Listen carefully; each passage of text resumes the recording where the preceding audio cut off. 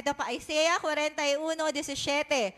Sabi dito, kapag nangangailangan ng tubig ang mga mamamayan kong dukha at wala silang matagpuan. Sabay-sabay nga tayo magbasa. At kapag natutuyo na ang mga lalamunan nila sa uhaw, akong Panginoon ang tutulong sa kanila.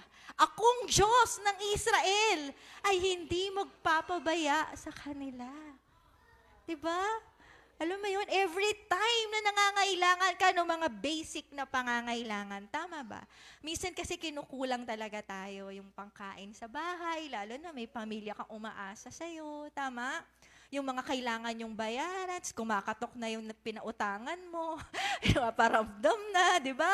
Ay, nagpautang sa'yo, ayan, di ba? Tama po? Tapos magbe-message na yung mga teachers, ayan, may babayaran po sa school, ganyan. Di ba parang, Lord,